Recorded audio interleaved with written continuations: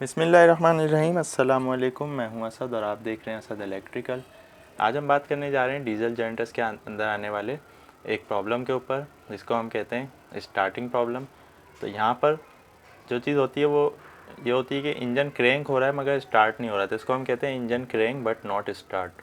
तो इसके पीछे क्या क्या रीज़न और क्या क्या कॉजेज़ हो सकती हैं और हमें क्या क्या चीज़ें चेक करनी होती हैं। तो इससे पहले कि हम उसकी कॉजेज़ में जाएं, सबसे पहले ये समझ लें कि अगर आपका इंजन क्रैंक हो रहा है मगर स्टार्ट नहीं हो रहा, तो यहाँ पर ये चीज़ जो है वो श्योर है कि आपकी जो बैटरीज़ हैं इंजन में लगी हुई, इसी तरह स्टार्टिंग मोटर, इसी तरह उसका जो कंट्रोल सिस्टम है पूरा वायरिंग वगैरह, वो सब ओके है।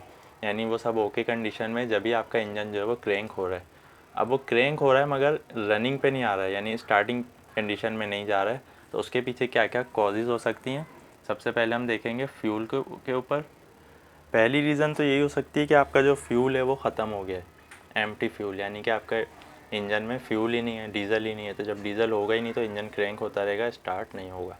सबसे पहले हमें ये देखना है कि हमारा फ्यूल है या नहीं। अच्छा, अब यहाँ से हम आगे बढ़ जाते हैं कि फ्यूल मौजूद है।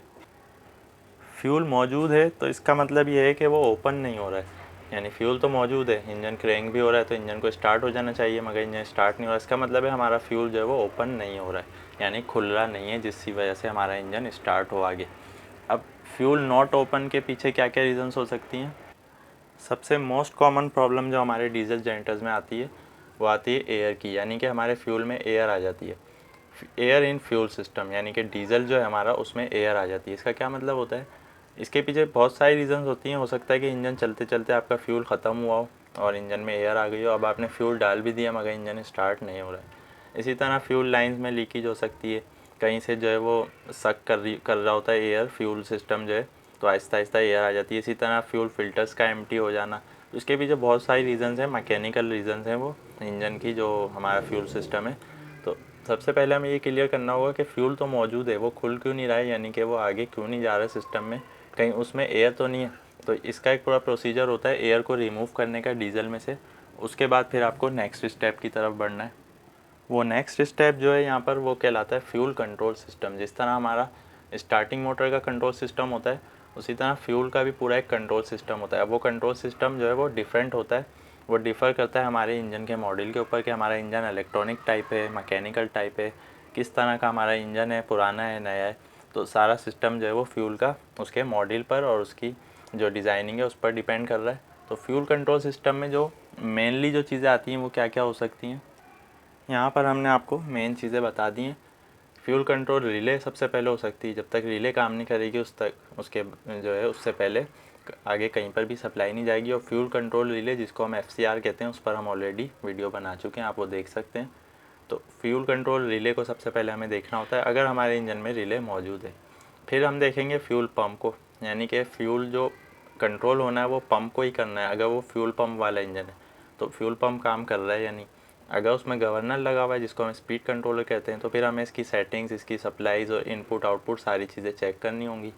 अगर हमारा इंजन ECM टाइप है तो फिर ECM को देखना होगा कि आया ECM एनर्जाइज हो रहा है या नहीं। जब तक ECM एनर्जाइज नहीं होगा हमारा फ्यूल कंट्रोल सिस्टम काम नहीं करेगा, इंजन जो है वो क्रैंक होता रहेगा। इंजेक्टर्स का भी प्रॉब्लम हो सकता है, लेकिन जो है सबसे पहले जो पॉसिबल कॉजेज़ हैं वो इनमें से हो सकती हैं, क्योंकि इंजेक्टर्स जो है वो एक नहीं होते बल्कि 6 होते हैं, 12 होते हैं, 16 होते हैं। तो वो बहुत सारे इंजेक्टर्स एक वक्त में तो ख़राब नहीं होंगे। अगर एक आध इंजेक्टर ख़राब होगा तो इंजन फिर भी स्टार्ट होता है। तो इंजेक्टर्स का इतना होता नहीं है, लेकिन हो भी सकता है, इसीलिए हमने इसका नाम यहाँ पर लिख दिया। फिर आ जाती है हार्नेस यानी वायरिंग। वायरिंग में भी कोई प्रॉब्लम हो सकता है इलेक्ट्रिकल साइड पर। इसका सोलेनाइड वगैरह, सोलेनाइड जो हमारे पंप पे अक्सर लगा हुआ होता है, जिसको DC वोल्ट की सप्लाई मिलती है हमारी बैटरी से, तो जो है वो फ्यूल को ऑन करवाता है सोलेनाइड। तो हमें ये देखना होगा कि हमारा सोलेनाइड भी काम कर रहा है या नहीं।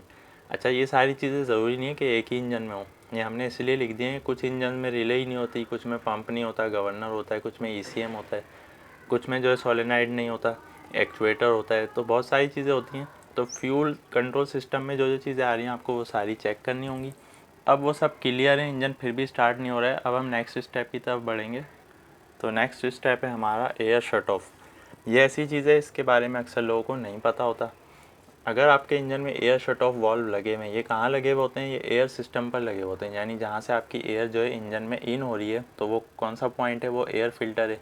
तो एयर फिल्टर से जब एयर आती क्लीन होके, तो वहीं पर हमारे जो है वो एयर शट ऑफ के वाल्व लगाए जाते हैं। यानी जो आपका एयर फिल्टर होता है, जिसको हम एयर क्लीनर भी कहते हैं, वहाँ से एयर जब इन होती है तो वो हमारे बूस्ट पाइप में आती है, उसके बाद इंजन की तरफ जाती है सिलेंडर हेड वगैरह में। तो यहीं पर एयर फिल्टर के बैक साइड पर जो इसका पाइप है, यहीं पर एक वाल्व लगा दिया जाता है फ्लैपर टाइप का, उसको हम एयर शट ऑफ कहते हैं। अगर वो क्लोज हो जाए तो एयर बिल्कुल भी इंजन को नहीं मिलेगी। तो जब इंजन को बिल्कुल भी एयर ना मिले और फ्यूल मिल रहा हो, फिर भी इंजन स्टार्ट नहीं होगा, क्रैंक होता रहेगा। और अक्सर केसेस में ऐसा होता है कि इंजन स्टार्ट हो जाता है मगर बहुत ज़्यादा स्मोक दे रहा होता है। वो भी उस सूरत में कि जब दो एयर फिल्टर्स के वॉल्व में से कोई एक बंद हो जाए।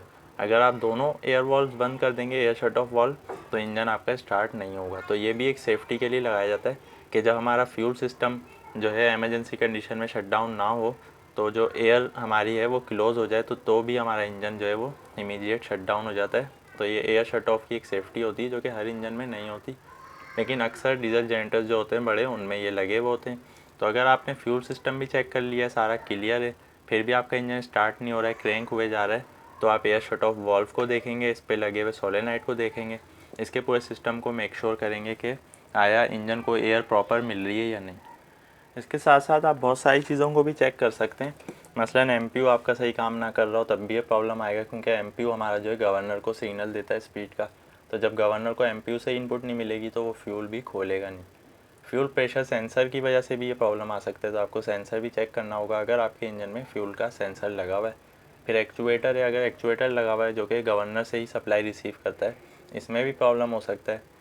फिर फ़िल्टर चौक हो सकते हैं आपके।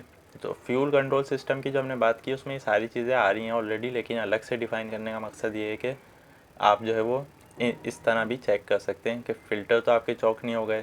फ्यूल फ़िल्टर की भी जो है वो टाइप्स होती हैं, बहुत से में सिर्फ एक ही लगा हुआ होता है, बहुत से इंजनों में बहुत सारे लगे हुए होते हैं। मसलन प्राइमरी फ़िल्टर होते हैं, फिर सेकेंडरी होते हैं, उससे पहले फ्यूल वाटर सेपरेटर होता है, फिर उससे पहले वॉल्व होते हैं। तो ये सारी चीज़ें फ्यूल सिस्टम में आएंगी, तो आप फ्यूल सिस्टम को जो है प्रॉपरली चेक करेंगे और इसी तरह एयर सिस्टम को भी चेक करेंगे। तो कॉजेज़ जो है मेनली वो इन्हीं दो सिस्टम में आपको मिलेंगे, या तो इंजन को प्रॉपर फ्यूल नहीं मिल रहा है या प्रॉपर एयर नहीं मिल रही है, इसी वजह से वो खाली क्रैंक हो रहा है और स्टार्ट नहीं हो रहा है।